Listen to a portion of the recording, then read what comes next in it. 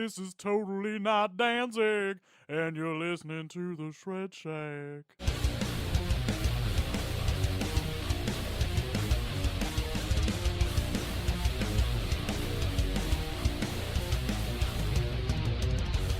Greetings, folks. I'm Dan Mack. And this is Chris Mack. Welcoming you to episode 126 of the Shred Shack podcast, your premier source of news and uninformed yet heavily biased opinions pertaining to all things heavy metal.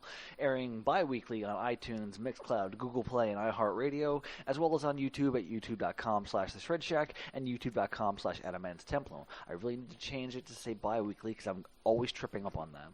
Yeah, I'm surprised you haven't done that yet. Yeah, I just... It's been like a year that we've been doing it bi-weekly. Yeah, well, let's get started with some old business. I still have not set up my clips yet, so... Yeah, well, I'm a busy man. There's a lot coming out this week, so... All right. So some old business. We actually have some. Mm-hmm. We got a lot of old business. So according to TMZ, Joey Kramer rejoined his Aerosmith bandmates on stage on Monday, February 10th, following during the group's residency in Las Vegas. Sources with direct knowledge tell the site the drummer played drums with Steven Tyler, Joe Perry, Tom Hamilton, and Brad Whitford at the Park Theater in Las Vegas, which is where their residency shows are currently being held. TMZ was told. TMZ says, we're told the band didn't want to jerk Joey around. They're bringing him back without holding another audition, and it's because they feel he's probably up to snuff and in good health again. Plus, our sources tell us it's an act of good faith between old pals, and they probably didn't want to carry a lawsuit any further than it already did. Or they didn't want to carry the story out any further than it already did. Right. It just kind of sounds like they just went, we were just kidding. Come on back. You know, right. Like after all of that, it just sounds so like anticlimactic. Very anticlimactic, but at least it's over. Yeah. Because it was like an everyday thing. There was something going on with that. It was nonsense. It's ridiculous. But I mean, cool. He's better. He can play. They're all well and good, and they're not sitting there suing each other and shit. So we weren't about to get Joey Kramer's Aerosmith or anything like that. Yeah. Which I'm sure comes up later in the news. But the new KK Downing. Oh, KK's Priest? Yeah. Oh, yes. Yes. Yes, with 3 former members of the band. It's great. It's wonderful. All right, next thing. Okay, so I put this in old news because at this point it should be old news, but Ozzy Osbourne has canceled his 2020 North American No More Tours 2 dates. He canceled to allow the legendary heavy metal singer to continue to recover from various health issues he has faced over the past year. This decision was made to accommodate fans who have been holding tickets for rescheduled shows and have been asked to change plans multiple times. Following promotional obligations for his new Ordinary Man album, which came out today, February 21st, day of recording, Osbourne will head to Europe for additional treatments. I think we'll save conversation about that for when we hit new album releases. I think so. So we'll get back to that. All right. Last but not least here, Mm-hmm. some real old news. Okay. Former Anthrax singer Dan Nelson has pleaded guilty to beating 2 elderly men inside a Queens, New York hotel last summer. I remember talking about this. Yeah, I remember. All right, so the 43-year-old musician was accused of punching the older men on August 30th, 2019 at the Aloft New York LaGuardia Airport Hotel in East Elmhurst. According to Metal Sucks, Nelson appeared in court on January 17th and pleaded guilty to charges of 1 count of second-degree assault for injuring a victim aged 65 or older and 1 count of recklessly causing physical injury. Sentencing is scheduled for April 3rd. The alleged attack happened after one of the victims asked Nelson a question that apparently set the singer off. Dick. I think when we originally talked about this, it was reported that he was quite inebriated at the time. Yeah. Doesn't really excuse his actions, but I was gonna say when I get drunk, I don't sit there and like, where's the nearest nursing home? I'm gonna punch some geriatrics in the face. gonna beat that ass. Your wrinkled old ass is about to get beat. Like, that's not how I go. But then again, I don't know. Still no balls to go up and beat up Keith Richards, though. Man, The man could still have like needles in his body. For sure, yeah. You never know. He's like a pincushion. I don't know. All right. That is it for old news. We actually had old news. It's interesting. Yeah. It's the first time in a while. So let's move on to new business, and with new business we talk about new album releases. Yeah, we do. And you have a bunch. So I'm going to let you start off. Well, I'm just gonna go like we talked about. I'm just gonna go through the list of the things I actually listen to. Well, here's what I want to do. The ones that you don't want to talk about, just give a thumbs up, thumbs down. Or, Okay, copy that. Yeah. Okay, so Diabolus in Musica, thumbs up. Okay. Kvrala Talk, of course, thumbs up. They were my top 3. 4 years ago? Yeah. Yeah. A long time ago. That's in our. I remember Kvrala Talk. Yeah. But they were a thumbs up. Anvil, thumbs down. Very generic. You know what? I'll give them a middle ground because the fact of the matter is the music is awesome. Like there's nothing you can take away from them musically. But Lips is a horrible singer. and their lyric content is stupid. Yeah, it's really dumb. One of my favorite things that I only have 2 albums of theirs, and one of them's a live album, so it barely counts. But one of them has a song called "I'm Trying to Sleep," and the chorus is literally "Fuck off, I'm trying to sleep." They're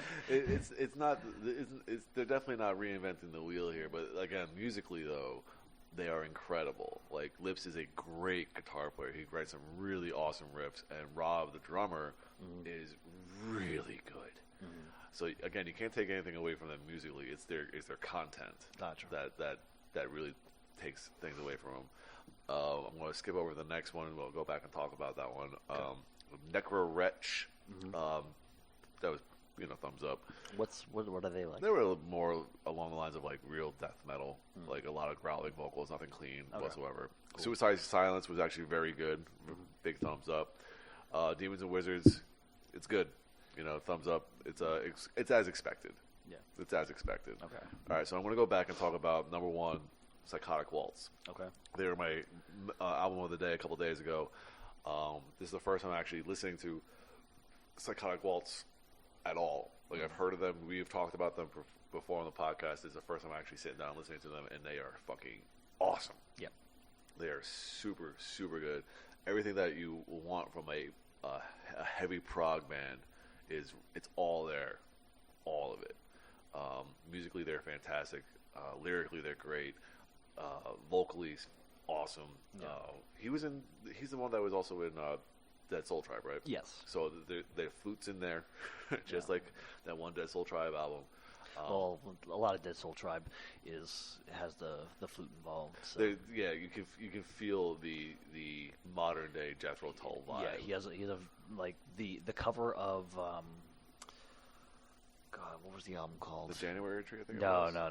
It was the last one they did. Oh. I can't remember the name of it, but it was the 5th album by Dead Soul Tribe, the last one they did. And on the cover is the devil playing flute, and his leg is lifted, which is exactly what Ian Anderson used to do. Yeah. And yeah.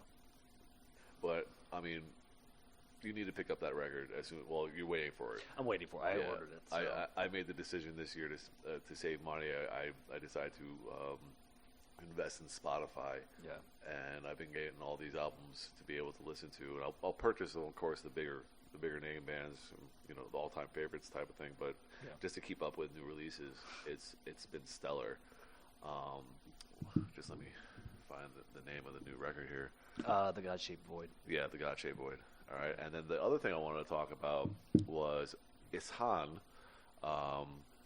He has a new EP out called Telemark, and he is, of course, I mean, we mentioned him before, but he's the former frontman of Emperor. Yeah. And this one was really good. Like I'm not very familiar with Emperor's music whatsoever. Black metal. Yeah, I know it's black metal, but I never really listened to it. Yeah. But this record, this EP is very, very good. It has a black metal vibe, but the thing is, like, I think he incorporates horns into his music a lot, and it's really good. It really adds another level of sonic sound to it. And he does 2 covers on this record that are really good. He does a really awesome cover of Wrathchild.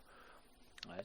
And Rock and Roll is Dead. I'm not sure who did the original version of that, but I know I've heard it before. That I'm not sure of. So, But again, it's a very, very good record. I highly recommend people checking it out, and that's going to get me further into, checking out his stuff that he was with. I had like one Emperor record, but I'm probably going to go further into his back catalog there, just kind of keep up, because it was, like I said, I really, really enjoyed it. Gotcha. So I have two.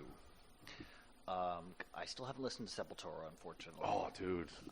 You gotta get on that one. Well, part of the reason is like during the week when I'm working, like since the year has started, shit doesn't happen during the week. Mm-hmm. Like, just generally speaking, like unless I'm listening to something in my car, like shit doesn't happen during the week. I barely edit. I barely prepare things.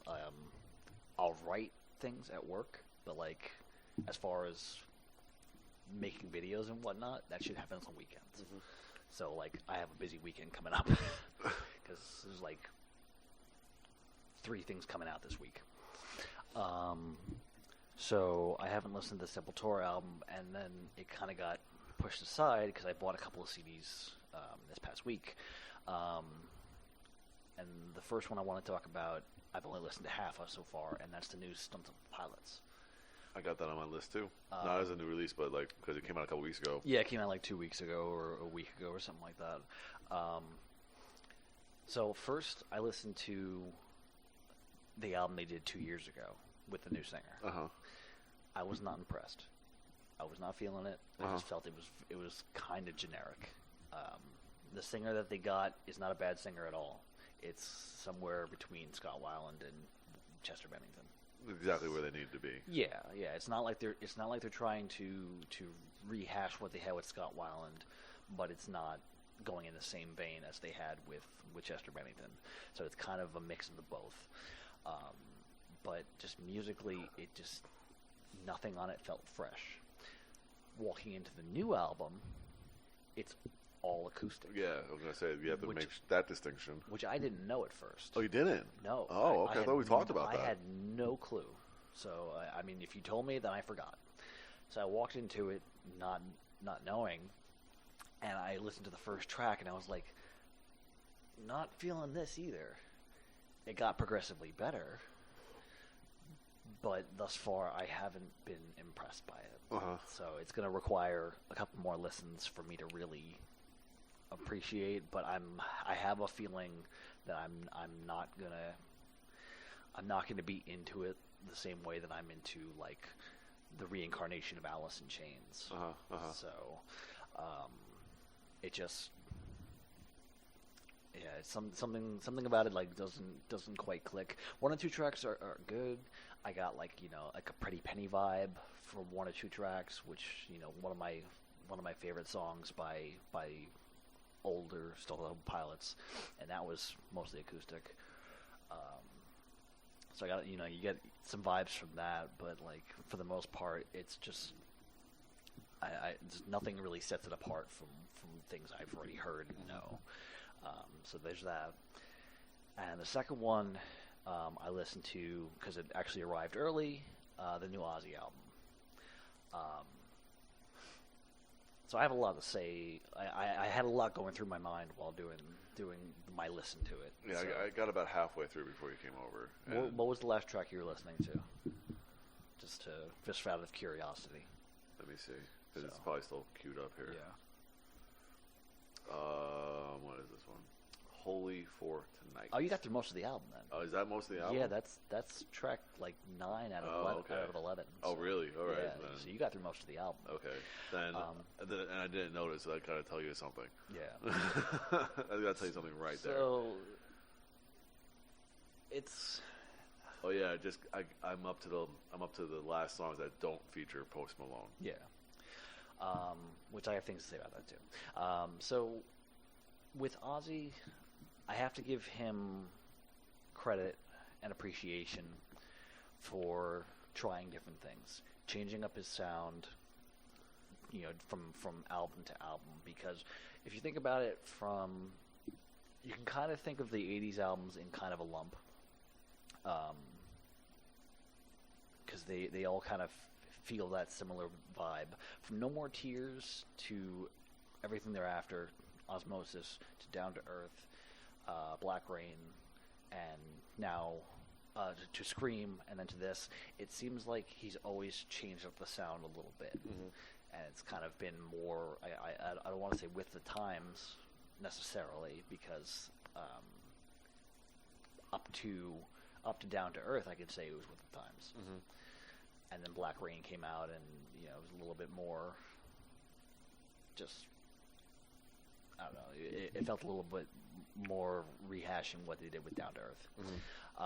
And then Scream, kind of, there was like a revitalization in the sound because of a new guitar player that was more of that virtuoso side that from Zakk Wylde, from Randy Rhoads and whatnot.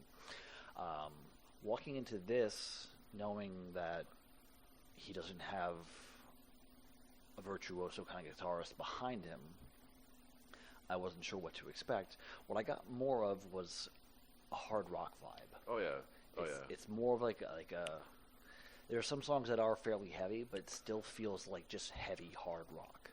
Well, you guys don't think about the rest of his backing band, about their pedigree. I mean, his drummer on this album was Chad Smith. Chad Smith from Red Hot Chili Peppers. You have Slash. He's a heavy drummer. Yeah. Slash has a couple solos on it, but the actual guitar player on the majority of the songs is the producer. Who produces Post Malone, which is why the whole collaboration happened in the first place. So from what I understand, from what I read, is that Ozzy wrote this album with this guy over the course of how many days, and they recorded over how many days, whatever it was. But the one review that I read about it was that he did a decent job of keeping to like Ozzy's like kind of sound and vibe, but it really is like his latter day stuff, which is mainly like radio rock friendly. There's nothing that's like going crazy. Like there's no Crazy Train. There's no More Tears. Yeah. There's no Diary of a Madman on these albums. I feel like that's aside from Scream, that's kind of been his MO. It's working with the producer, because that's how Down to Earth was. And I know that Zakk Wylde had a huge problem playing on Down to Earth because he didn't write the tracks. Yeah. But he played on the album. Yeah. But I feel like that's been the MO is like working with producer or somebody else, and then having folks come in and help out. His bassist on the album was Dr. Kagan. So I mean, you have a hard rock backing band, pretty much. I mean, you got Guns N' Roses and Red Hot Chili Peppers, and not fucking Simon Wright playing for him. You don't have Blasto playing for you. You don't have Zakk Wylde or fucking Gus G playing for you. You have a hard rock band. Yeah. With that, walking into the first track, and like the second Ozzy's vocals hit, it sounded so like bored. I was gonna say he sounded flat. Yeah, like the first two things he says on the album are pretty much like "all right now" and something else, and it sounded so flat. And I was like, please don't tell me this is how he's gonna sound for the rest of the album.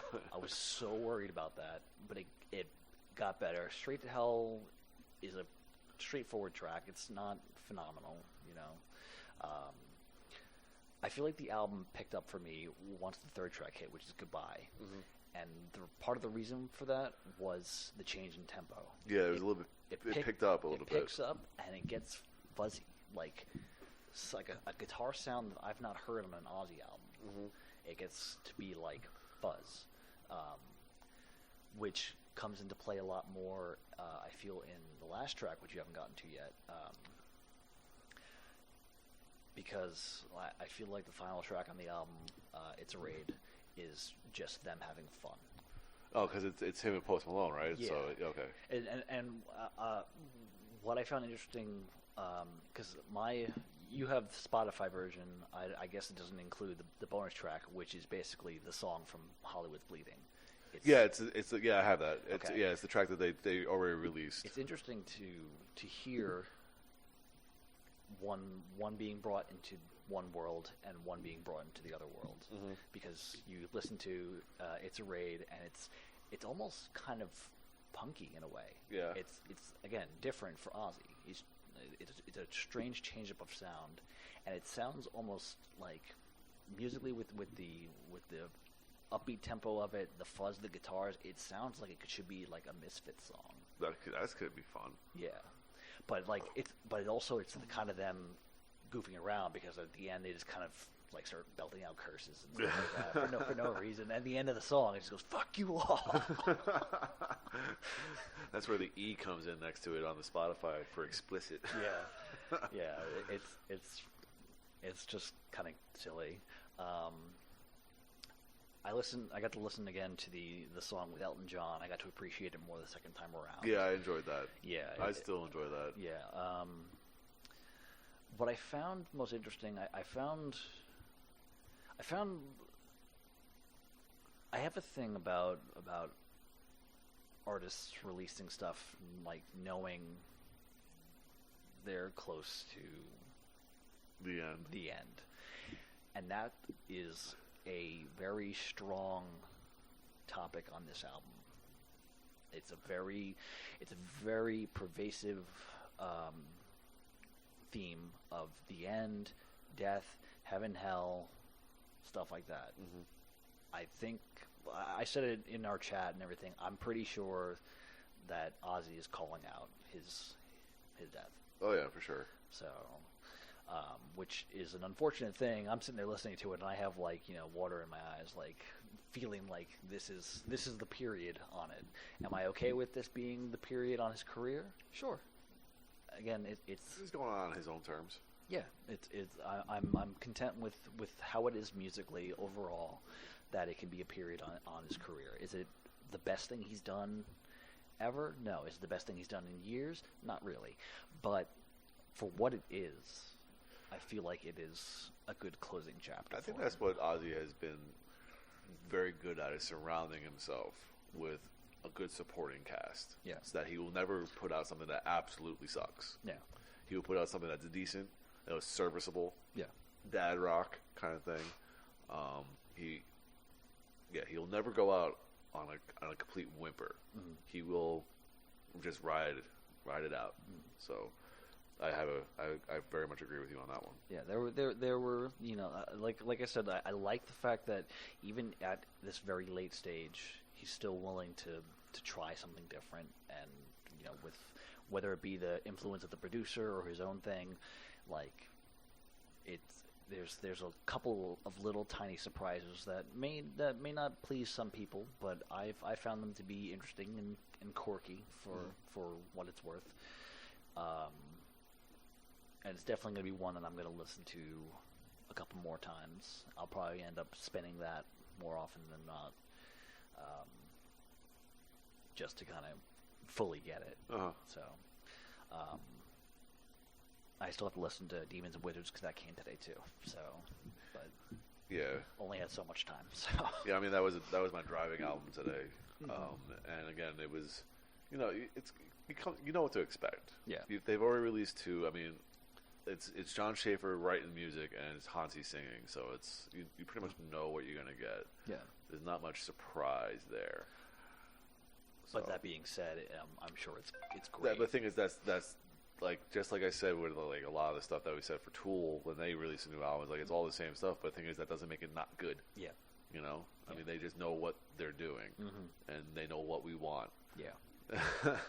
So again, it doesn't make it not good. Yeah. It's just nothing that we can really expand upon that we haven't already said. Yeah. But I feel like, when we expand upon the Ozzy album, we'll have plenty I'm sure. to say. I forget that's what we're doing next. So. Yeah, or we're going to try to. Yeah. So, Many things coming up as of late. So. yep. All right. So we into what else have we been listening to? What this else week? have we been listening to? All right, so let's go. I'll just go through my list of bands I've been listening to, and then we'll go through our albums of the day. Okay. So again, Spotify has been my best friend as of 2020.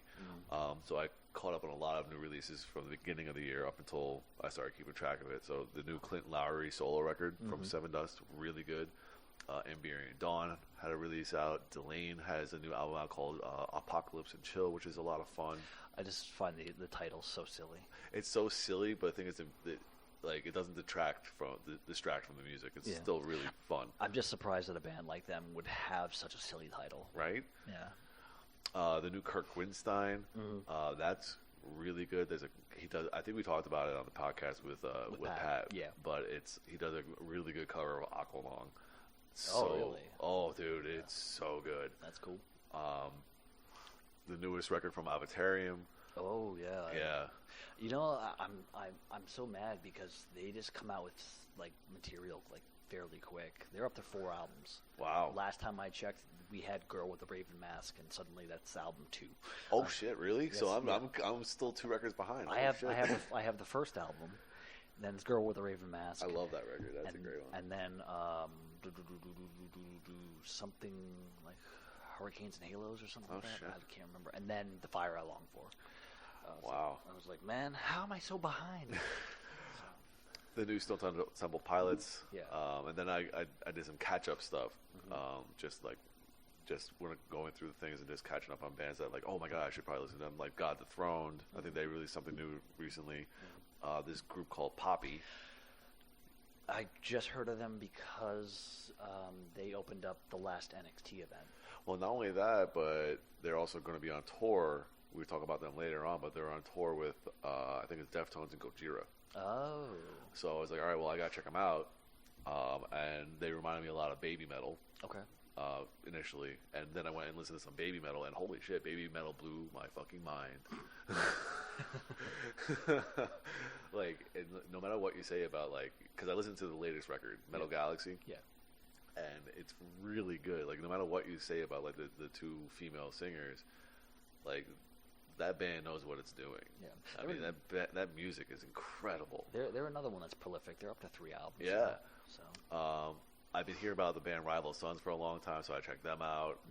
You know, just good, hard, heavy shit. Yeah. And then just been doing random things on my 300 changer, so I listened to some GZR. Which album?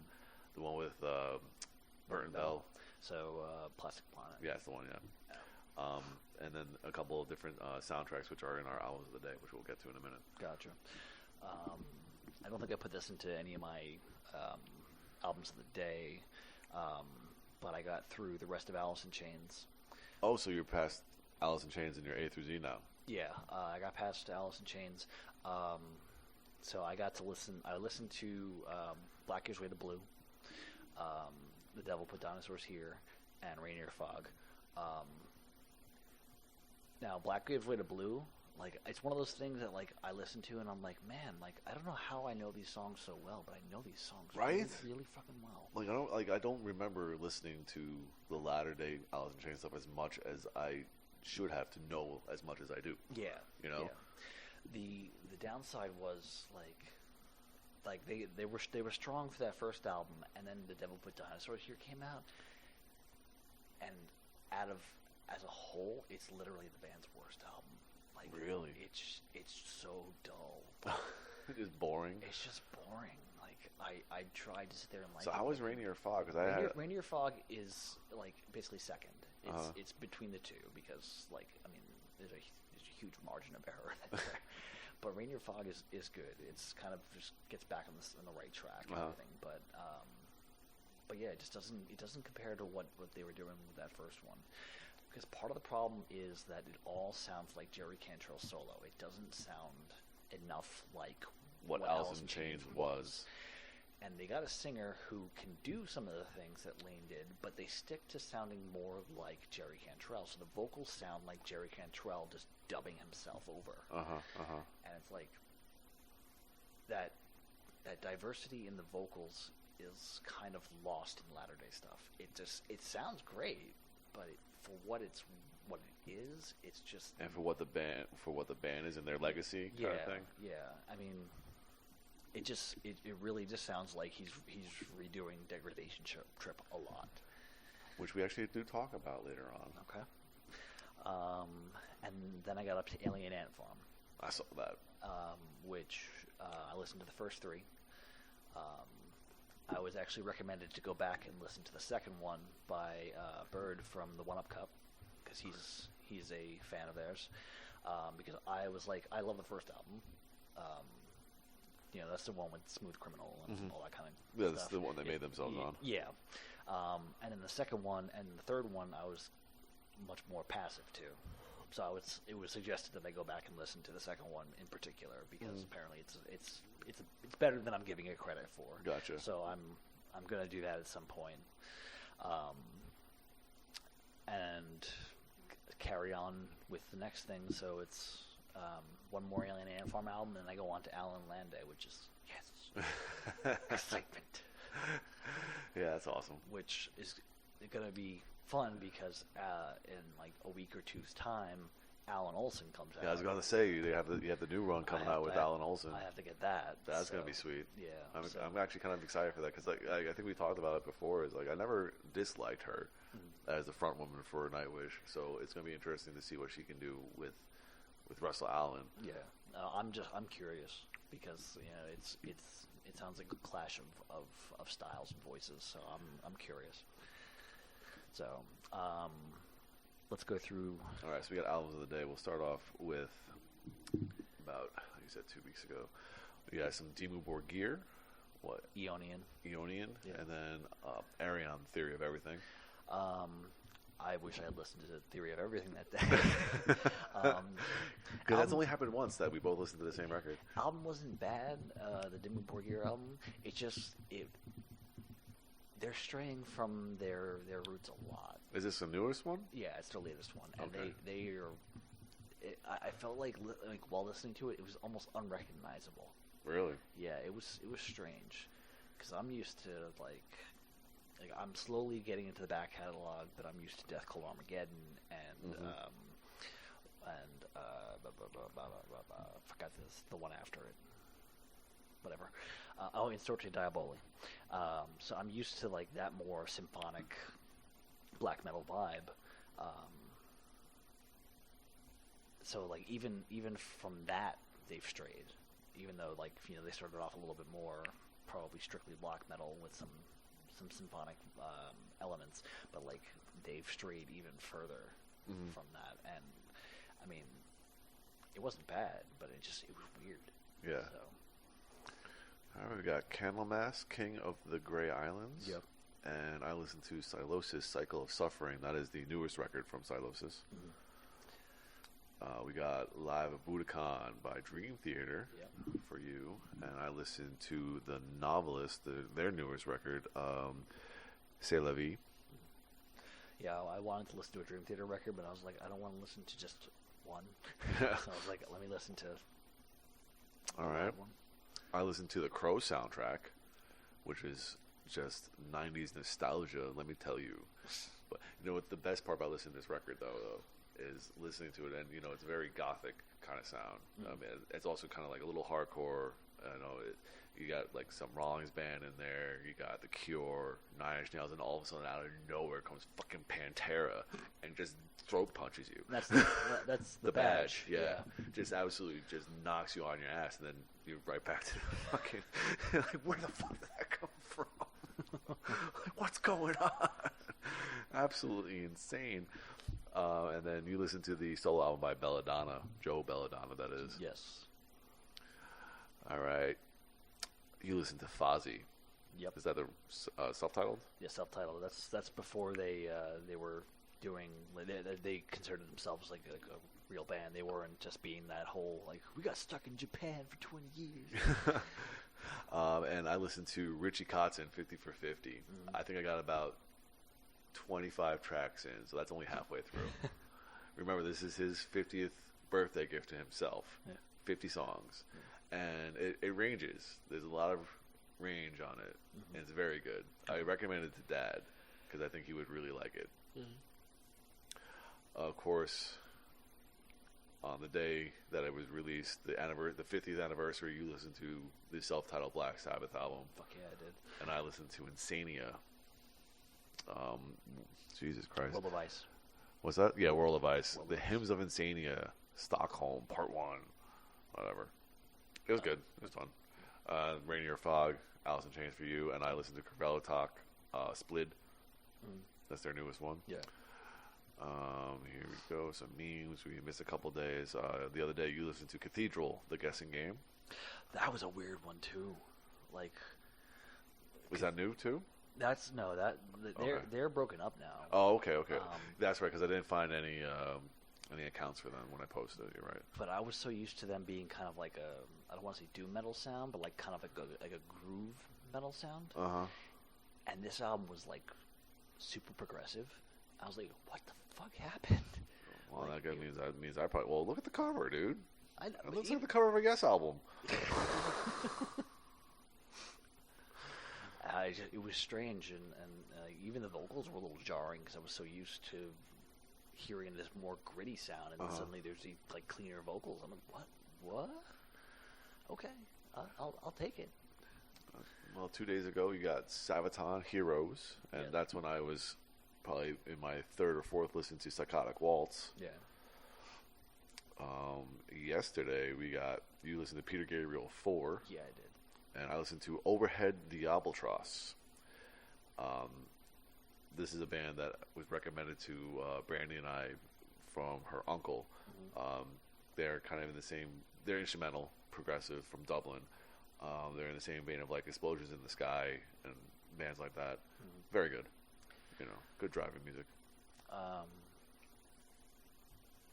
What was mine again?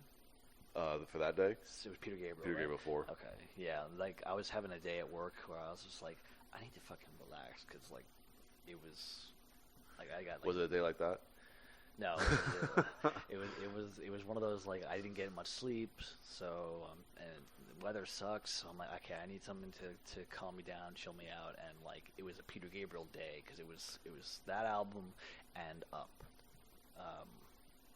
and I fucking love Peter Gabriel. I need to see him live again. I also listened to New Blood, which is him doing his own tracks with an orchestra. Oh, yes. I listened to that as well. That's gonna be a thing I get on Spotify. One of those tracks was actually part of my wedding. Yeah, I know. I love that track. Yeah, that version of it. Yeah, that was it was In Your Eyes, which I had to cut down because the intro is like super long on that version. So.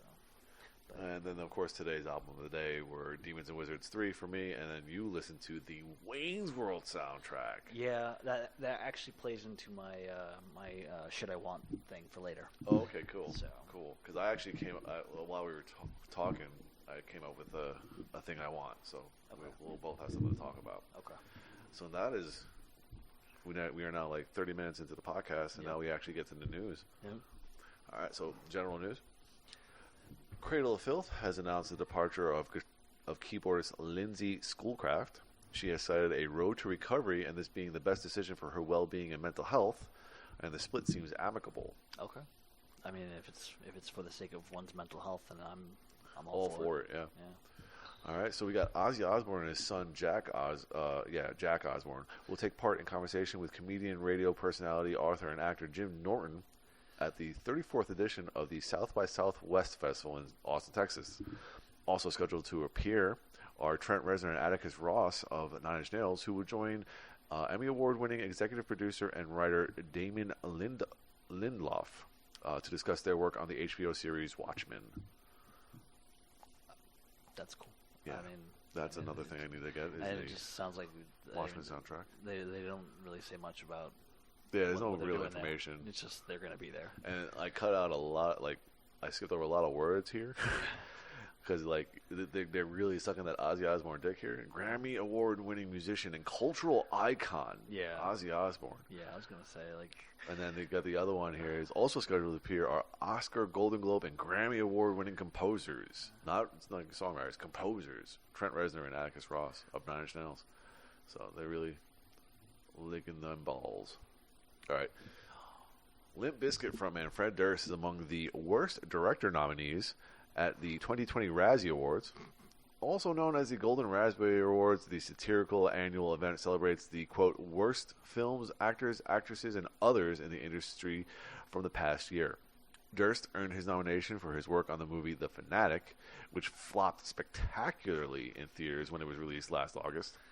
On its first day, the film grossed a mere $3,153 from 52 theaters scattered across the United States for a location average of roughly $60.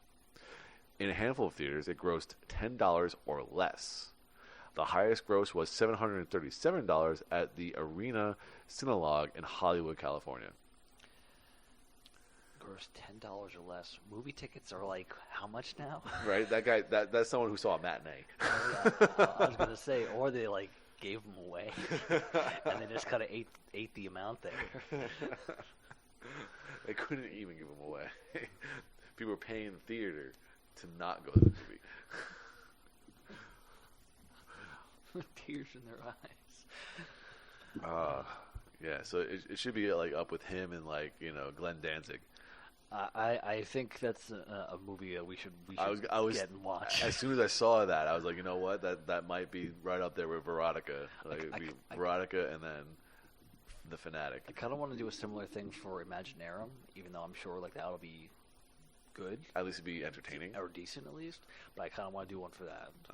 I'm in for that. Yeah, because I have that to watch now. Oh, so, cool, awesome. Yeah. I'm in. Yeah. Totally in for that. All right. So South Carolina Governor Henry McMaster officially declared February 11th, 2020 as Kiss Day in South Carolina. The governor presented the proclamation to the band backstage before last night, so this is a couple days ago. Anyway, the Kiss concert at Columbia's Colonial Life Arena. The proclamation asked residents to, quote, rock and roll all night in recognition of the contributions and achievements of Kiss. According to the Post and Courier, McMaster and his wife Peggy chatted backstage with the Kiss members before standing next to the stage to watch the show. Okay, two things. One, fuck that February 20th, Muffin Day.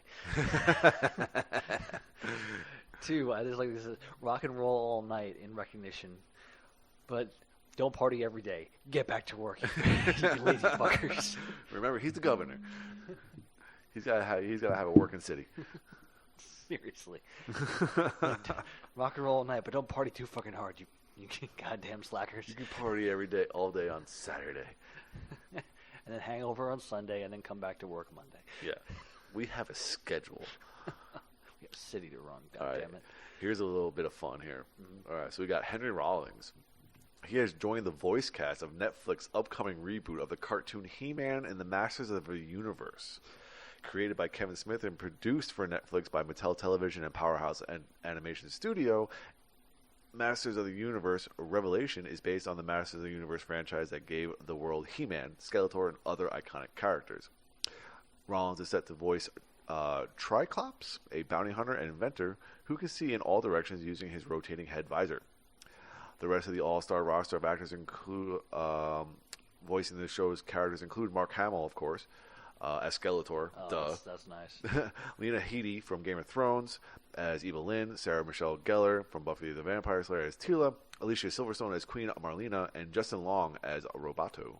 I've been wondering where Justin Long has been lately. Right? You know, like last time I saw him, he was doing those Apple commercials. But that was a while ago. Like 5 years ago. Yeah. He hasn't done any movies or anything too much. So. According to Variety, BMG will finance and executive produce the first ever career-spanning documentary on legendary heavy metal singer Ronnie James Dio. I'm so excited for this. The film will be helmed by Adon Argot and Damien Fenton. Anyway, they've done movies or documentaries called Framing John DeLorean, Believer, and Last Days Here. And it's... Anyway, there's a whole bunch of stuff about the production of it. Yeah. But here's the details. The as-yet untitled documentary will include rare archival footage and photos from Ronnie's personal archives, including clips from Dio's closest peers, friends, and family. I have a suggestion for the album, for the title. Look Out. Or how about No? No. They're going to call it Stargazer. I wouldn't be surprised, honestly. But then again, it's not necessarily a Dio song. Yeah, no, it's not. But he wrote the lyrics. Or just call it Holy Diver. Yeah, probably. They'll probably go that. It'll definitely be some kind of play on a song of his or an album of his, something like that. Last in line. Yeah. So. All right, Berserker, which is the new standalone mobile game from Amon Amarth in conjunction with Swedish video game developer publisher Riot and Crash Games AB, is a mini-adventure in the Amon Amarth game series, which first came to life in 2017. Set on the shores of England, as Thor, you must defeat 4 types of ferocious enemy and overcome a mighty boss challenge to seize victory and free England from its evil king. The game will be available this past Thursday. No, today. Oh, today is the 21st. Holy shit. Friday the 21st, priced at $4 from the iOS App Store and Google Play, as well as Ride and Crash Games AB online. I didn't know that they were in doing games. I did not know that either. That's kind of cool because it's like right up there with like the Iron Maiden game. Yeah, I was gonna say like if it was free, I'd be like that should be its own Shred Shack Tries. It's not even a taste test thing. It's just to play the game. Recreational warfare. Yeah. If I knew how to mimic phones onto my computer and stuff. Yeah. All right. Former Judas Priest members, K.K. Downing, Tim Ripper Owens, and Les Banks, have joined forces in a new band called KK's Priest. The group, which will pay homage to Downing's past, is rounded out by guitarist A.J. Mills from Hostile and bassist Tony Newton of Voodoo 6. I can't. I just... I can't. I mean, no. I mean, I can't. The product itself sounds cool. I'm cool with that. was gonna say, but the thing is, they could have named it anything different. Else, yeah. Anything different. I think later on in the article they did mention that they are going to be recording original material, so it's not just a Priest cover band with original members with former members of Priest in it. This is going to be a band itself. I think we've already expressed plenty of disgust for bands that do this. It's like, guys, like KK's name alone, like is recognition. With the way that the internet is, the news about these kind of things gets out very easily, and everyone should know about it. You shouldn't have to sit there and label it like that to get that recognition. Yeah. I'm just like, it's just one of those things where I'm glad that it's not like, Steve Harris is British Lion. It's just British Lion. Well, actually, the original album from Steve Harris was named, it was under his name, Steve Harris. Oh, really? The album was called British Lion. Oh, is that right? It's kind of like how, Alice Cooper originally was the name of the band. Right. And then it became... The character. It was the name of the band and the name of the front man, and then it just became Alice Cooper. Yeah. That's his name. Like, technically, Welcome to My Nightmare is the solo album for Alice Cooper. Ah. So, that's where it starts off as being his own thing, allegedly. So, yeah, it's kind of like that. But, yeah, Steve Harris was first releasing it under his name. Okay, gotcha. I did not realize that. Yeah, it's I noticed that on the album cover recently. So, okay. Yeah. All right. Guitarist Chris Sanders has confirmed his exit from Rat. Sanders, this is funny because it's usually Rat's desert a sinking ship. This is someone deserting a sinking rat. I don't know. Anyway, he joined Rat in 2018 after the departure of original Axeman Warren DeMartini. He spent most of the last 2 years playing sporadic shows with the band's most recent lineup, which also featured singer Stephen Percy, bassist Juan Corsier, drummer Pete Holmes, formerly of Black and Blue, and Rat's Juan Corsier. Oh, my God. And guitarist Jordan Ziff of Razor. Anyway, 2 days after Metal Sludge reported a rumor that Sanders had been dismissed from the veteran hard rock act, Chris released a statement to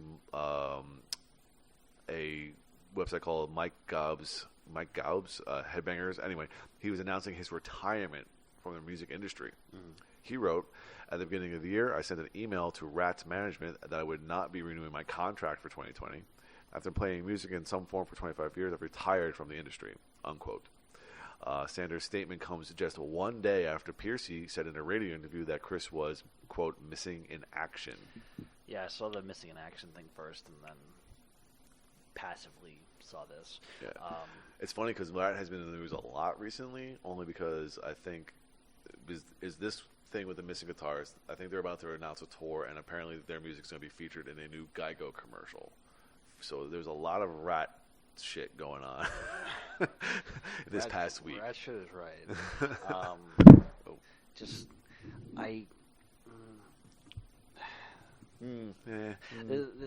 just sounds. It sounds like that meme of the dog in the house on fire that just says, "This is fine." I think actually that's essentially what Stephen Piercy was saying. Is like he's missing action, but it's not a big deal. It's all good. I don't know. Yeah. All right, anyway. Yeah. Let's go with Matt Levine. He will join Denner's Inferno, the new band featuring legendary King Diamond and Merciful Fate guitar player and composer Mike Denner, for the group's upcoming festival appearances. He is regarded as one of the strongest Swedish hard rock singers with a large vocal register and a strong resume. He spent almost 10 years fronting doom metal legends Candlemass until he was replaced in 2018 by original singer Johan Lundqvist. In addition, he has been the vocalist for Yngwie Malmsteen, Crux, and Abstract Algebra, and many more. He will make his live debut with Denner's Inferno at this year's Nordic Noise Festival, set to take place May 8th through the 9th at Amager Bio in Copenhagen, Denmark. See, that's how you name a band. Denner's Inferno. Has nothing to do with what he did before. Yeah, I get it. Yeah. Trust me, I get it. All right. Van Halen bassist Wolfgang Van Halen has signed a deal with Explorer One Music Group for the release of his debut solo album. According to Billboard, Wolfgang is in, quote, the final stages of recording the LP with producer Mike Elvis Vischetti at Van Halen's 5150 studios in California. The announcement calls the set a, quote, a collection of diverse material, original songs ranging from haunting ballads to stomping rock classics, on which Van Halen recorded all the instruments and vocals himself. I was going to say that's kind of a generic statement. Yeah. And that is it for general news. Looks like we have a lot of. He's the one they call Dr. Feel Not So Good. God, I still fucking hate you. Get over it, bruh. We're rolling with it. We are rolling with it. Anyway, Papa Roach guitarist Jerry Horton will sit out the band's European tour after breaking 2 fingers in his left hand. His temporary replacement for the Trek will be Anthony Esperance. Did they say how he broke his 2 fingers? No. Did he cut his fingers into pieces? It was his last resort to get off this tour. Oh man. So nobody got to see this, but we totally pissed Pat off the other day by doing that. That was good. Yeah, that was good. It was one of the very few times where I got in on some puns. It was good. Yeah, it was very good. It's like, no, shame on you. You were excommunicated from the shack. Machine Head was forced to cancel his Friday, February 14th concert at the Crowfoot in Pontiac, Michigan, as a result of both frontman Rob Flynn and guitarist Logan Major suffering from the flu and strep throat. In addition, Flynn has been diagnosed with the early stage of pneumonia. You know what? This isn't the first time I've heard of any of those things, especially the flu. Flu is big this year. It's huge this year. Yeah, but strep throat and pneumonia are actually things that I've heard being diagnosed a little bit more often than not lately. It's strange. Y'all motherfuckers need to stay away from me. Yeah, for real. Like for real. I don't need to be getting sick anytime soon. No, this is the one that concerns me. Okay. All right. Opeth have been forced to cancel 3 shows on their ongoing North American tour due to acute laryngitis suffered by the band's frontman Mikael Åkerfeldt. Åkerfeldt broke the news of the cancellations earlier that day that it was posted. He wrote, "I regret to inform you that we have to cancel the following shows on the North American run, which is Worcester, Toronto, and Montreal. The reason being acute laryngitis, according to the doctor." Now, I'm seeing them next Saturday. A friend of mine, I think, was supposed to see them tonight in New York. I have no idea whether that show happened or not. So we haven't received any kind of word that it's going to get canceled or anything like that, but, fingers crossed, because we're going to Dallas to see it. And I haven't seen Opeth in a few years. So. I was going to say, even if you don't see Opeth, you're still going on a mini vacation. Yeah, I know, but, the whole thing came about because of the concert, so. Yeah. Now, this one just pisses me off. Breaking the law? Yep. All right. A 22-year-old black metal fan has pleaded guilty on Monday to setting fire to 3 black churches in Louisiana. Holden Matthews, just starting off with the name sounds terrible because I hate Catcher in the Rye and their character Holden Caulfield. Hate. So he's already off to a bad start. Anyway, he admitted in court to setting fires to St. Mary Baptist Church, Greater Union Greater Union Baptist and Mount Pleasant Baptist Church over a 10-day period in March and April of 2019. All three churches are historically black, and in the St. Landry Parish, which is nearly 42% black. He pleaded guilty on 3 counts of violating the Church Arson Prevention Act, with a whole bunch of letters for the actual act, and one count for each church, as well as 1 count of using fire to commit a federal felony. The fires completely destroyed each of the church buildings. Allegedly, I think he said that he was trying to up his black metal cred. Yeah. That's what I read. Fuck this kid. Right? In the face, multiple times, as hard as you possibly can. I hope you're in jail for a long ass fucking time. You should be. I think the funny thing is that like none of these things are like they say arson. None of these charges are arson. Yeah. Like what the fuck? The thing. Oh no! Like the Church Arson Prevention Act. Okay, there you go. Good. What? You know, I'm not a churchgoer. I'm not a religious person, but I also don't believe in necessarily bashing people's religion. Mm-hmm. I don't care, like, what you believe. This, just generally speaking, is not fucking cool. No, definitely not. You're just an asshole. And, like, it wasn't cool when it happened in the 90s. It's not fucking cool now. Mm-hmm. Get fucked. For real. So. All right, we got some Metallica news here. Metallica's second annual All Within My Hands Foundation Helping Hands concert and auction has been pushed back to September 12th from the previously announced March 28th. Just like last year's event at the same venue, the Masonic in San Francisco, California, the show will celebrate Metallica's All Within My Hands nonprofit foundation, which was launched in 2017 to help create sustainable communities by tackling the issues of hunger and workforce education and encouraging volunteerism. I think typically this show consists of Metallica doing a very stripped down set, usually acoustic with a good bunch of like backing musicians and stuff. Mm-hmm. So playing Tuesdays Gone together. Yeah. Yep. Stuff like that. So that's super cool. All right, here's a really funny one. Kirk Hammett's long professed love of the wah-wah pedal, which has been memed to death, will be challenged by Mrs. Smith, guitar virtuoso alter ego of actor and musician David Hanbury, at the Crybaby Battle Royale on March 8th at the Senate in Columbia, South Carolina. The event will also feature a performance by the Metallica guitarist The Wedding Band Covers Project, also featuring Robert Trujillo and Ugly Kid Joe singer Whitford Crane, among others. So that's fun. Yeah. Oh my gosh, baby. Okay. All right. Last but not least here for some Metallica news. James Hetfield performed live for the first time since his rehab stay on Thursday, February 20th, at a tribute to Eddie Money. The Metallica frontman played an acoustic rendition of Money's Baby Hold On at Sabin in Beverly Hills, California. Hetfield wasn't among the announced guests at the star-studded tribute to Eddie Money, proceeds of which benefited the USC Eddie Money Cancer Research Fund. Just kind of showed up and was like, "Hey, I know this song." Well, the article later on describes how he became actually good friends with Eddie Money. Mm-hmm. So he was a buddy. Gotcha.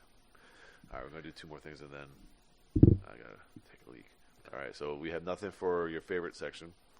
No, nothing for feuding. Nothing for feuding and nothing for alcoholic. I'm not calling it what you put it there. Yeah, I will only say it when I have something to write to say.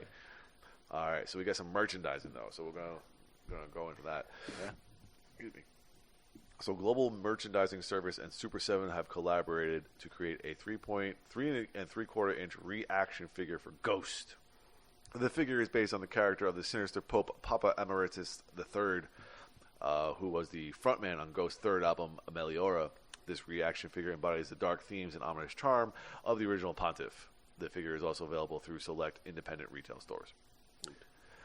So it's the same company that did the Slayer one. Mm-hmm. So kind of has that same kind of vibe. All right, so the classic Rush album Permanent Waves will be made available as a 40th anniversary reissue on March 27th. Amazon currently has the title listed in Super Deluxe, 2 CD, 3 LP, and digital formats.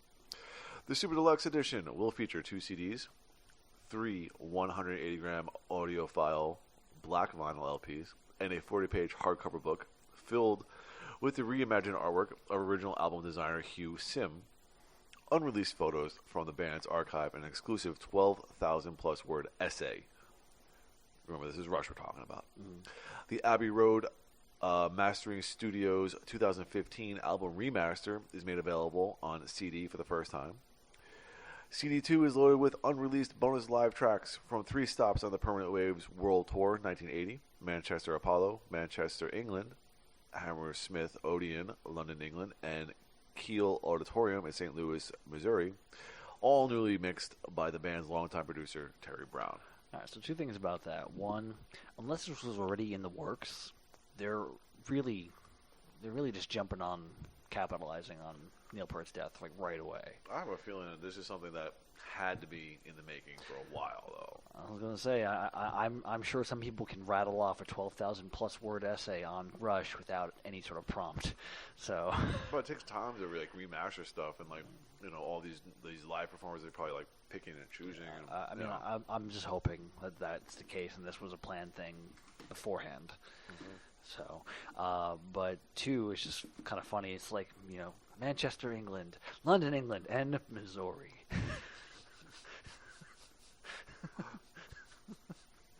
Good point. like where does that come from? From Delaware. Sorry to anybody from Delaware. Who the hell actually lives in Delaware? All right. Well, we did mention this earlier. Jerry Cantrell has confirmed that he's working on a new solo album. The upcoming effort will mark his first full-length release since Degradation Trip, which was his epic solo album he made in 2002 with future Metallica bassist Robert Trujillo and Faith No More drummer Mike Borden. Like I said before, it's Alice in Chains now sounds like Degradation Trip. So it's not. It's just kind of retreading that same sound. I don't know why he's doing that. Maybe it'd be a completely different sound. I hope. Maybe he'll go and do the Boggy Depot thing. Yeah. And be kind of like, half rock, half acoustic. And I don't know. We'll see. Yeah. I'm hoping. I know I'll enjoy it, but just to what extent? Yeah. So Ensign Ferrum have completed recording their new album. According to bassist vocalist Sammy Hinka, the mixing sessions for the follow-up to 2017's Two Paths would have begun this past Monday, February 17th. Woot. Metal Church will release From the Vault on April 10th via Rat Pack Records. This latest release is a special edition compilation album that features 14 previously unreleased songs from the Mike Howe era, including 4 newly recorded studio tracks, including 4 new studio tracks, including a redux of the band's fan-favorite classic Conductor. The remaining tracks are compiled from various recordings in the band's history and include 5 tracks from 2018's Damned If You Do recording sessions, 3 cover songs, and 2 live tracks. Agent Green, an anthem to the Estranged, which was recorded at the famous Club Sita, Kawasaki, Japan, on the Damned If You Do World Tour. Tracks 1 through 4 were mixed and mastered by Chris the Wizard Collier, who has worked with KXM, Whitesnake, Prong, and Korn. And tracks 5 through 14 were mixed and mastered by Kurt Vanderhoof. I really want to know what the cover songs are. Like, and especially if it's all Mike Howe based, I would love to know what cover songs are doing. So that's gonna pique my curiosity. Mm-hmm. All right, we got Reunited. San Francisco Bay Area thrashers Violence are about to sign a deal with an as yet undisclosed record label to release a new EP. The news of Violence's return to the studio was broken by guitarist Phil Demmel in a recent interview with Talk to Me podcast. That's a pun. Yes, it is. It is awesome. It's so stupid. Bite the balls, buddy. Suck it on it. All right. The Good That Men Do. You ready for that one? Mm-hmm. Okay. So as music programs continue to be at risk at schools across the country, Hard Rock Titans Godsmack are looking to support local music students in New Hampshire by involving them in the filming of their latest single, Unforgettable, from their current album, When Legends Rise, with 2 events later this week. I think they have already passed. Mm-hmm. First up, the band's lead singer and guitarist Sully Erna will speak to middle school students on Friday, February 14th. The following day, Saturday, February 15th, Godsmack will invite more than 300 students to join the band to take part in a performance of their new single, Unforgettable, at the SNHU Arena in Manchester, New Hampshire. The Friday, February 14th events will begin with a TED Talk style presentation by Sully at the Gilbert H. Hood Middle School in Derry, New Hampshire. Sully will talk about his life, the challenges blending in, how music saved him, and encouraging the young musicians to continue to pursue their dreams. The assembly will end with the students getting a chance to be a part of filming Unforgettable. The day will conclude with the band teaching the track to the students in preparation for the following day's filming. On Saturday morning, February 15th, the students will travel in school buses to the arena in Manchester, New Hampshire, where they'll be filmed alongside the band for the Unforgettable video. Right on. That sounds like a lot of fun. Yeah, that's pretty cool. I like that. So, I mean, it's just encouraging kids to keep up with music. Mm-hmm. You know, I can sit here and say that, you know, there's already a shit ton of bands out there and so on and so forth, but like that shouldn't dissuade anybody from actually learning a craft. And again, it's like music. It's not just bands though, like music in general. Yeah. You know, it's interesting that's the conversation is coming up because next week, William was supposed to go see the symphony. It was part of it. It was a field trip, but unfortunately, the schools couldn't procure buses, so the field trip was canceled. That sucks. Doesn't that blow? Yeah. Like, what the fuck, guys? Come on. So I have nothing for crowdfunding tracker. Nor do I. So let's go to things I want. You first. Okay. So for things I want, mine's kind of minor. Listening to the Wayne's World soundtrack, obviously first track up, Bohemian Rhapsody. Mm-hmm. One thing I will never say about any artist's catalog is that it's uncoverable.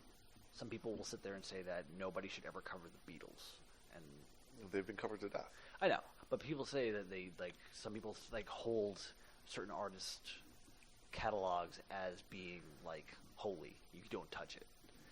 Like and I never see it that way. What I want to see more of are more Queen covers. The ones I know I've enjoyed. Have you heard the Puscifer cover of Bohemian Rhapsody? No. All right. Well, they call it the OG cover because it's pretty much like spot on, just like the original.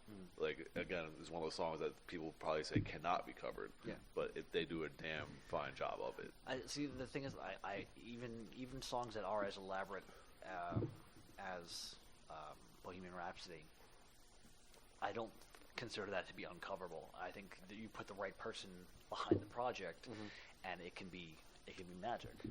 So I'm sitting there and I'm thinking, like, okay, I want to hear more covers of Queen. How do I want it covered? And who do you want it covered by? Okay, so I've heard "Tie Your Mother Down" a couple of times. It's a standard rock track. I've heard it by Adrenaline Mob. I've heard it by Dave Grohl. Yeah. So you know, Now, you've heard Queen cover it themselves with Paul Rodgers and with Adam Lambert. Adam Lambert. Testament's version of Dragon Attack. Yeah, that's good. Yeah, It's real good. Dream Theater covering a trio of songs from Sheer Heart Attack. I can't remember which ones. I know one of them is Flick of the Wrist. I think it's Flick of the Wrist, Lily of the Valley, and I can't remember the third one. But I was like, okay. Stone Cold Crazy, Metallica. Stone Cold Crazy, Metallica. But like, I'm thinking further. Like, I want something a little bit more out there. So first thought came to mind was, since I was listening to Bohemian Rhapsody, who could do a Bohemian Rhapsody? Who can do a Wall of Sound?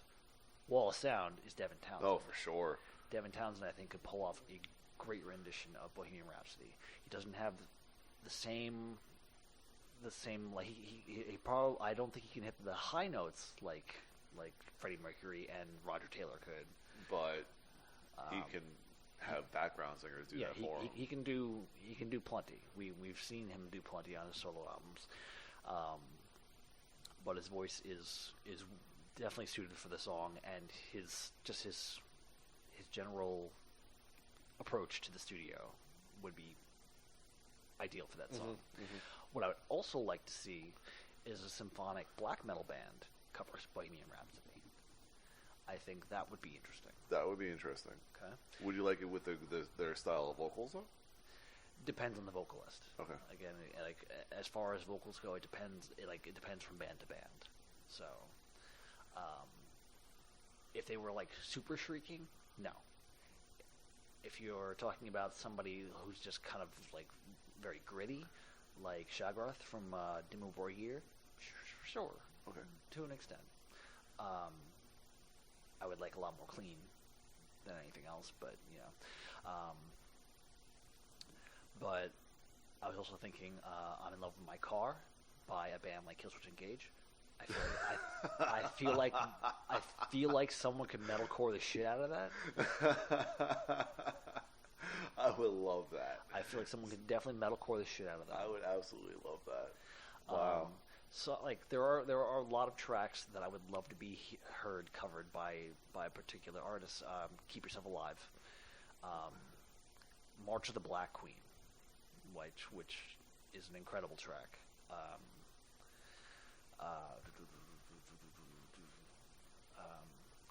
I would like to see. I think I'd like to hear a band like Nightwish or Epica do "In the Lap of the Gods" reprise. Yeah, that would be really good. One I was thinking of earlier was Sonata Arctica covering "Play the Game." I feel like they could do their normal MO of starting off kind of true to the original and then just cutting straight into having like they did with "Still Loving You," like started off kind of soft and then pick up the metal. Like I can see them really knocking that one out of the park.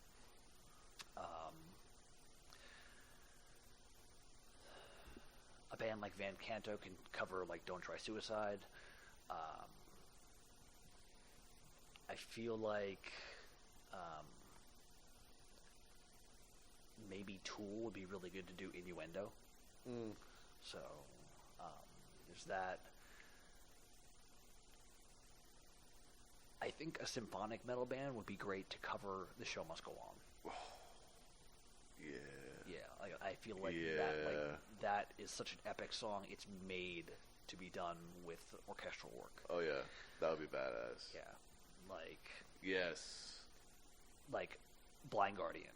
Yeah, I for some reason though I'm female vocals. That's what I'm thinking because I could definitely see like Floor killing that song, absolutely killing that song, or like Within Temptation doing like a heavier version of like I Want to Break Free or something like that. Yeah. That which I would totally be into. Yeah. But like I want more covers. more Queen covers in general, and not just from rock artists. Like I want them from metal artists. Yeah, I hear what you're saying. Yeah, because like I have an album. Walmart has this thing. I don't know who's producing these albums, but I saw one. I bought one for Queen, and I saw one for AC/DC, and it's basically it has a cover. It's 3 discs. One's a cover album with like one of those Superstar cover albums. One of them is like a whole bunch of early tracks, like from like pre album days, and then like the third disc is something else. I can't remember what it was, but like they're super cheap. They're at Walmart, and they're for their price. They are a great package. But I'm like, all the artists they have on there are like the standard rock artists that you'd expect to see on these things, and it's like, okay, cool, but like I want something harder. I want to hear hard renditions of these, and I don't want them to stick to the traditional mold. I want them to go outside the box. That's why somebody like Killswitch Engage, like the way that they did Holy Diver. Yeah, that was really good. And they did like the breakdown and everything. Yeah. Like that kind of thing. I want to hear these reimagined versions of something so iconic. And Queen would be the number one. Like I would put them as my number one band that I want to hear covers of. Like I've heard Maiden covers and everything, and people tend to, they'll play around a little bit. They'll stick to the originals, or they'll go into their own direction. But like, I'm content no matter what. But like, Queen is something that I feel is a bigger monster to tackle, and I just want that. That would be fun. Yeah. So the thing I wanted, and I just thought about this because we were talking about the Stone Temple Pilots acoustic album, and I remember the Stone Temple Pilots Unplugged rec. They didn't record a record, but they did an episode of MTV Unplugged. And what I would like is some of these old MTV Unplugged concerts to be released as CDs that were not. Like, of course, we have the iconic one, like, you know, Nirvana Unplugged. That's that's the one that set the standard. And then Eric Clapton Unplugged, same thing. Rod Stewart Unplugged. Alice in Chains. Alice in Chains Unplugged. Those are like the standards. But the thing is, like, bands like Live did a really good Unplugged episode. Really? Yes. I did not know that. They did a great one. Pearl Jam did a great one right when oh my God, 10 came out. That was really good. Yeah. Like straight off the bat, first album? Yeah. Really? They did it. Hole did one that was actually pretty good. You know, this was a series that they ran on TV for a while, and there's a lot of these shows that were never placed on CDs. And even if they were, you never heard of it because they were overshadowed by some of these bigger ones. Yeah. Like, I would even like a box set of, like, you know, MTV Unplugged series. Like, I don't even care who it is. Anybody. The LL Cool J one. I don't give a fuck. I think that one got released. I think the Jay-Z one got released too because it was so innovative. Yeah. But, like, again, there's a lot of these bands who did these shows that were very good. I remember I recorded it off the TV, the Stone Temple Pilots one. It was incredible. I mean, they even were playing that acoustic version, the unplugged version of Big Empty on their station forever after that was recorded. So, I mean, I would just love to have these, you know, either CDs or DVDs or whatever of all these extra performances that we kind of like missed out on, or if like you didn't see it, you didn't see it. Yeah. Kiss Unplugged, that was a great one. Oh, Kiss Unplugged got released. Yeah, I know it got released. I got it for you, didn't I? You got me the VHS. I think. Yeah. I bought the CD. Either way, I mean, some of these other ones, like I said, the smaller bands like Live, Stone Temple Pilots, Pearl Jam, Hole. Some of these other ones, I would love to have. I would say that the only upside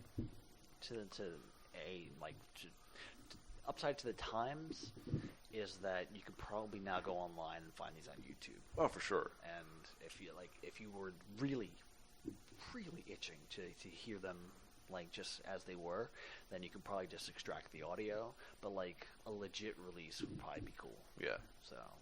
And again, that's just something that came to mind as we were talking about the Stone Temple Pilots acoustic record. So.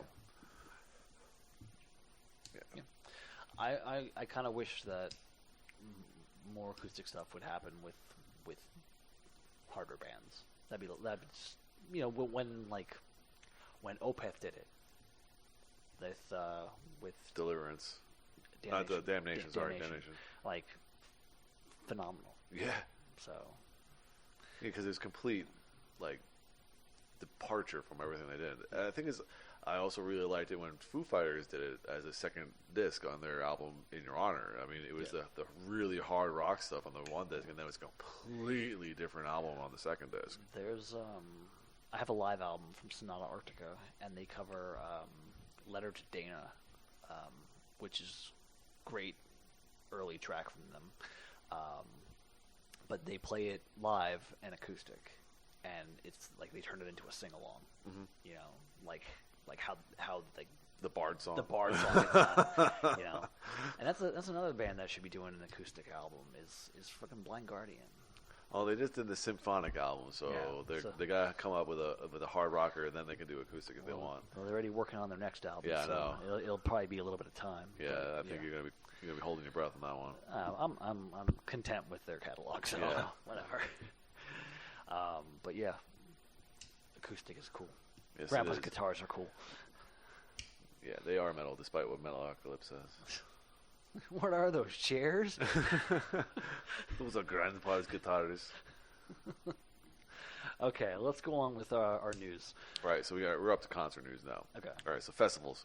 So the Knotfest at Sea, which is the inaugural cruise event from the music and lifestyle phenomenon Knotfest, created by the metal band Slipknot, has announced the first bands that will be joining the lineup when the cruise sets sail from Barcelona on my birthday, August 10th.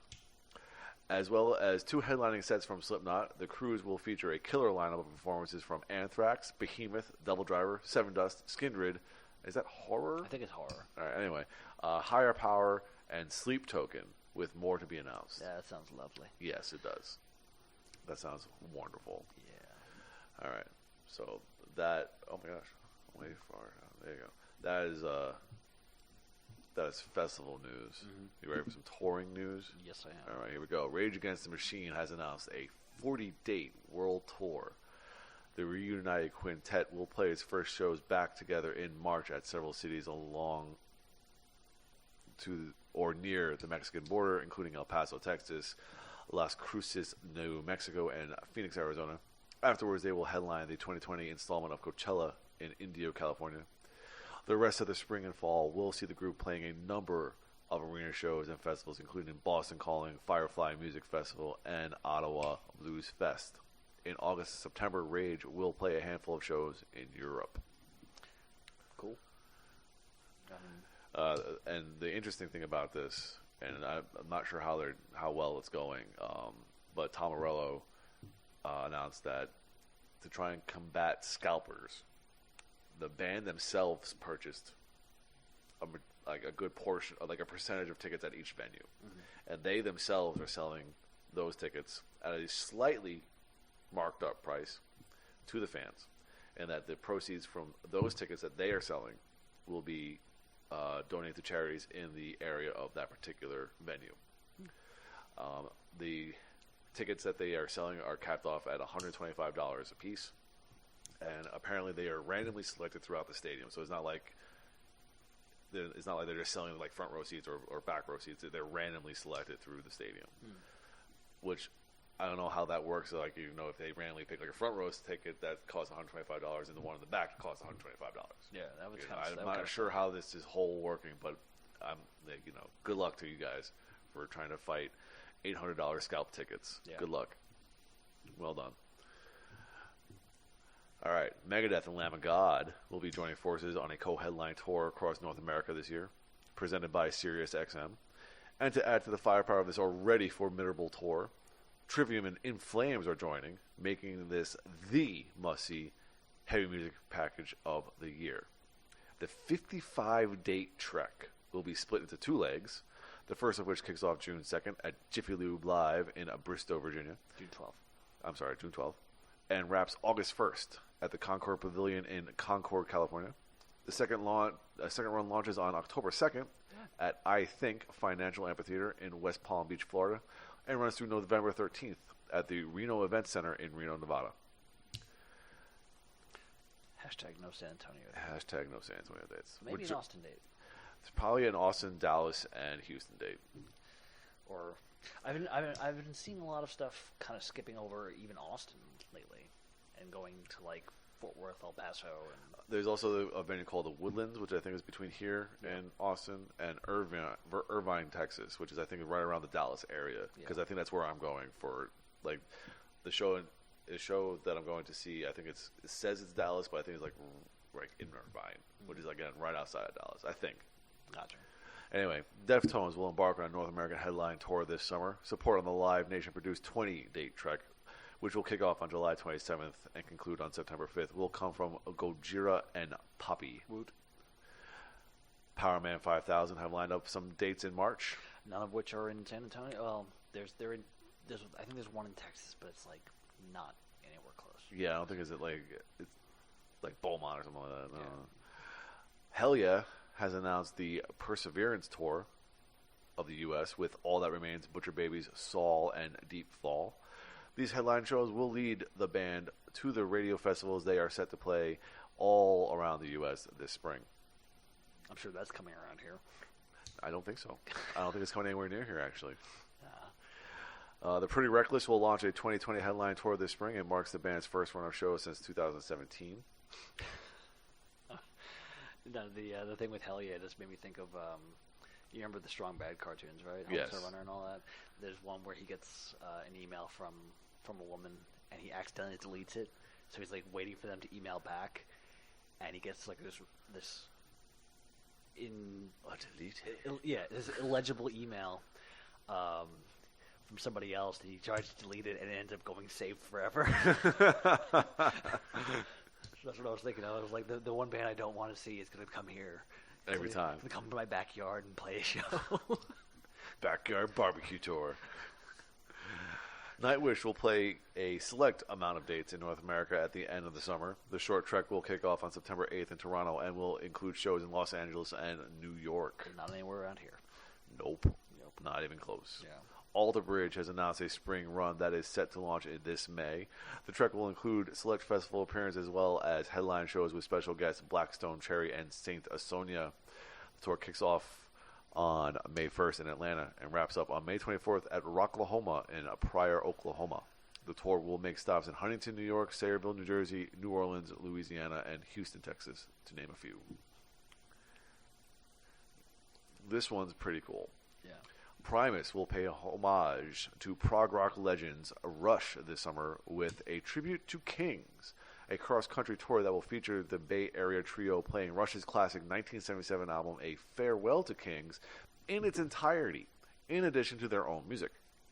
A tribute to Kings kicks off in May and spans over 40 dates through August, including Bonnaroo Arts and Music Festival in Tennessee, New York City's Beacon Theater, Los Angeles, there's some typos here, Los Angeles' Greek Theater, and a Bay Area hometown show at Berkeley's Greek Theater. Wolf Mother will open the entire tour with support from The Sword and Battles on select dates. Woot. Korn and Faith No More announced their epic co-headline North American tour. The trek will see both bands traversing the continent this summer and will give fans a chance to see two of the biggest forces in rock perform on the same stage each night.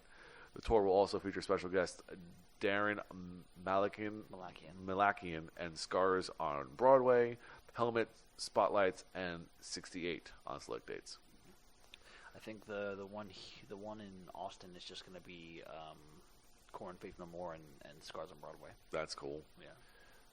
Because they're doing the two big shows of System of a Down, Korn, and Faith No More. And I guess they couldn't get System of a Down to do a full tour. They're just like, nah, we're good. Megadeth bassist Dave Ellefson and former Megadeth guitarist Chris Poland will join forces for a tour of Japan and Australia in May. It will mark the pair's first time hitting the road together in 37 years. God damn. Right?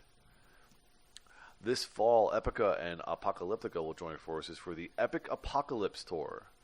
The tour comes in support of Epica's upcoming album, which will be released later this year. Support on all dates will be provided by Helsinki prog metalers Wheel, who are very good. I have not heard them. I checked them out because of this article, and they have a great sound. They sound very similar to Tool at times, and it works for them very well. Mm. All right, last but not least here for touring news. Nile have announced the Vile Nilotic Rights Part 2 Fall 2020 Tour. The 43-date trek will kick off on September 26th in Durham, North Carolina, and will make stops in Toronto, Denver, and Atlanta before concluding in Monterey on November 14th at Explanada de los Sultanes. Yeah. That is cool. Yes, it is. So that is touring news. Mm-hmm. All right, we got some one-offs here. Slipknot recorded a session at the BBC's legendary Maida Vale Studios in London, England on January 26th. 120 fans witnessed the band play a 6-song set consisting of the tracks Unsainted, Psychosocial, The Devil and I, Duality, Disaster Piece, and Wait and Bleed. That's cool. And I think we've already mentioned this one, but we're going to talk about it again. The Wedding Band, which is the side project of Metallica guitarist Kirk Hammett and bassist Robert Trujillo, along with Ugly Kid Joe singer Whitfield Crane and Bad Wolves guitarist Doc Coyle, will perform on Sunday, March 8th at the Senate in Columbia, South Carolina. They will be joined at the show by drummer John Theodore, who's of the Mars Volta and Queens of the Stone Age, and guest vocalist Bobby Patterson. I gotta look up footage of that band playing. Right? That probably is a lot of fun. Yeah. Just what songs can we play that I can add wah pedal to? All of them. All of them. It's just Kirk Hammett playing the intro to Voodoo Child for 3 hours. I was gonna say that. I really hope they pick like the happiest song to possibly play, and there's still Rob Trujillo sitting there mean mugging the whole time. The whole time, crab walking it out. Yeah, that'd be wonderful. All right, are you ready for disappointments? I'm always ready. All right, well, why don't we just get you out of the way with the hard rock one because we can only go for so far. It's probably gonna be Queen. It's Queen's Greatest Hits #1, and Back in Black is at #2. Wow. I can actually just see that. Wow. All right, so here we go. You always want to know the top 5. Top 5. Top 5 from the top 200. #1 is Please Excuse Me for Being Antisocial, Roddy Ricch. Mm-hmm. #2 is Hollywood's Bleeding, Post Malone. I didn't get to mention this before. I really like that song, the one with Ozzy. Oh yeah, It's really like the Post Malone song with Ozzy, or the Ozzy song with Post Malone. the Post Malone song with Ozzy. Oh yeah, I heard it's really good. It's actually really good. So I mean, that was the popular consensus on all the metal sites when it first came out. Yeah, it's surprisingly really good. Well, then I will have to get to it. #3 is Music to Be Murdered by Eminem. #4 is a new release from Green Day called Father of All. Actually, the full album is called Father of All Motherfuckers. Yeah, there it is. I see it now. Yeah, it's carved on someone's wrist or something like that. Yeah, it's carved on someone. It's carved on the wrist from American Idiot. Yeah. Because I can see the thing. Yeah, okay, that's cool. All right, and #5 is Billie Eilish. When we fall asleep, where do we go? Yeah. Still haven't heard anything from Billie Eilish. I've heard 2 songs today. Just today. Just today. Okay. Just today. It's probably one of those things that I may have like incidentally heard it, but like I don't. But your ignorance keeps you from it. Like for the longest time, I had no idea what Justin Bieber sounded like, but I've heard his songs, and then someone told me that it was a Justin Bieber song, and then my ignorance was gone, and I was very, very upset. The bliss went away. Yeah, my long-standing bliss was gone. I was like, "Fuck!" Now I know what he sounds like. And I can say I had a similar experience with Lady Gaga, but I don't mind Lady Gaga. Neither do I. So Neither do I. I don't mind her at all, actually. yeah. I won't go on my way to listen to her, but I won't turn her off. But like now, I think Lindsay technically has like 3 of her albums. Oh wow! So if I really wanted to listen to it, I can go listen to it. All right. Well, I'm scrolling while we're talking here. Here we go. All right. Sad. No, I didn't get that far. It's #34 is the Queen's Greatest Hits. It's actually up 5 places from 39 last week. So keep that in mind. I know another Post Malone record. He has like 3 in the top 50 already. I think Billie Eilish has 3 in the top 50 right now. Billie Eilish was around that long. Isn't she like 12? I was going to say I think they're singles. Okay. Because I think because she's doing the new Bond song, so I think that's probably one of them. So that is probably one of them. I think she released that single already. All right, #50, by the way, rounding out the top 50 here is Diamonds by Elton John. Yeah. Finally got to watch Rocket Man, by the way. Yeah. Such a good movie. Nice. Highly recommend it. Kind of enjoyed it a little bit more than Bohemian Rhapsody, to tell you the truth. You know, Bohemian Rhapsody was definitely a drama thing, while Elton John's flick was definitely more of a musical. And I took a lot of liberties with, like, I'm sure, like, time frame about when he wrote songs. But the thing is, the songs that they used and the time that they were telling the story fit. So it was very, very good. And I can never get his name right. Taron Egerton or whatever his name is, the guy from Taron Egerton. Yeah, him. Great, awesome in that movie. So good. Creedence Clearwater Revival at #70. Oh, we're at 70. Yeah, Greatest Hits by Journeys at #77. Beatles' Abbey Road is at #80. Number 80. Fleetwood Mac Rumors is at #91. Another album I have on vinyl. I love that fucking record. God damn it. Okay. Yeah, Tom Petty and Heartbreakers, Greatest Hits, 106. 106. Back in Black, AC/DC 113. Damn. So you got to think about it. 34 to 113. Yeah, think about that, and that's number 1 and 2 on the hard rock charts. You're probably not going to see many more, if any, other ones on the chart here. I lied. It's a re-entry here. Re-entry. Number 126. Appetite for Destruction. Re-entry. Re-entry out of nowhere. I mean. Oh, okay. We got a new one here. Number 130. Diamonds in the Rough. Al's Avenged Sevenfold. Oh. It's their re-release of the live album. Yeah. I listened to it. It was okay. Yeah.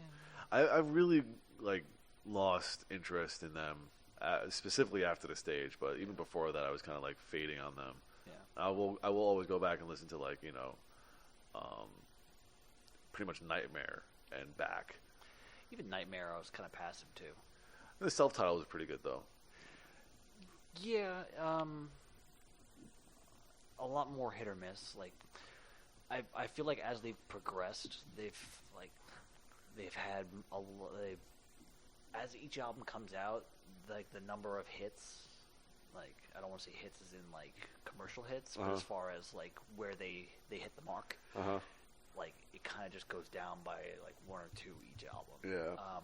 Hail of the King was thinking about it in retrospect compared to the rest of the catalog, it was actually pretty good despite it being very derivative of a lot of other bands. I was gonna say while wearing their influences directly on their sleeves. With that one in particular, but Nightmare, I feel 1 or 2 tracks and then it just kind of goes off. Yeah. And I wasn't feeling it. I think half the album of the self-titled is good, and then the other half is kind of bleh.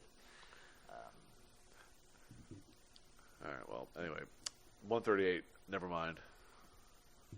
By Nirvana. Number 141 here is the Decade of Destruction from Five Finger Death Punch. Yeah, I've been doing the whole This Day in Metal thing, and I didn't want to sit here and tread a line and have to have a reason to put it up, but Kurt Cobain's birthday was, I believe, today or yesterday. Yeah, he would have been 53. Yeah.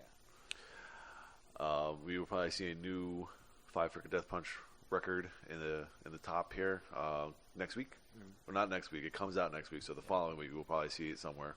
When we're done with this, actually, when we're done with the Billboard thing, I have one more things I want to talk about. Okay, cool. Yeah. Sounds good. We got some essential Billy Joel at 144. Ultimate Sinatra, Frank Sinatra at 145. Can always go for some Frankie. Yeah. Always fun. Thriller, 152. Oh, here we go. Black Album, 155. Holding steady. Right where we left it. Elvis Presley, Essential Elvis Presley at 161. Essential. It's kind of like essential oils. Who deems these essential? Well, let me think. I'm pretty sure that's Columbia Records who does that one. Oh, the Essentials? Yeah, I think so. I think they're the company that does it. No, it's just a running joke that I have with Brandy. Is who made these oils essential? Who said that we need these oils? Yeah, are you talking about like the ones that can be breathed in? Yeah, all that stuff. Don't get me started on that. Yeah. Crap. All right. Anyway, the Black Parade, My Chemical Romance is at 193, which took a huge nosedive from 131 last week. I actually saw an amazing shirt. It wouldn't interest you because it has to do with games, but it's a Final Fantasy VII shirt, and it's the cover of that My Chemical Romance album. And it says My Chemical Reunion, and it's the hero and the villain sword to sword against each other. I was like, this is the fucking coolest thing ever. I'm not buying it. Well, just to round out the top 200 here, at number 200 is the definitive collection of Stevie Wonder. Cool. It's a re-entry, by the way. I mean, I'd imagine it doesn't sound like we've talked We about it. haven't talked about Stevie Wonder ever. Yeah. So quick addition to the things I want. Since I've been trying to do the This Day in Metal thing for our page and for our Twitter account and whatnot, I want like we have the Metal Archives, the Encyclopedia of Metal online, which has a lot of great information and whatnot. What I want is something that actually does the chronology of like things in metal. You know, like it makes it easier to search for like that kind of thing. You know, because like it's like right now it's really hard to find certain things to put up. Like I have to go scouring for whatnot. I have to look at other Twitter accounts to see. It's very interesting because I think it was I think you posted the This Day in Metal, or yeah, I think it was This Day in Metal. You did the release of the Black Sabbath album. And then I think was it the next day was Tony Iommi's birthday? No, it was days apart. Oh, yeah, but it was about a week apart. Oh, okay, a couple days, but close. I just remember because I know that February 13th was the release of Black Sabbath because it came out on Friday the 13th of that year. And then Iommi's birthday was the 19th. And also on that same day is the day that Bon Scott died. That's the other one I was thinking of. Yeah. That's the one. And there's that. And then for the 20th, I posted up a thing about Roots. But also it's the same day that I think it might have been Jester Race came out for In Flames. In Flames released an album the same day, same year. Oh, wow. Same day, same year. Like you can always do two, you know? Yeah, well, I want to keep... On This Day in Metal, like, you know, these two albums came out kind of thing. Yeah, but like a lot of places already do that.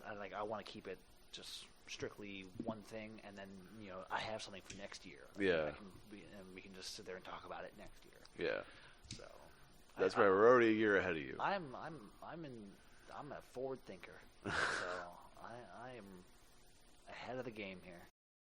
Until next time, I'm Dan Mack. And I'm Chris Mack. And we are the Slime. The very, very busy Slime.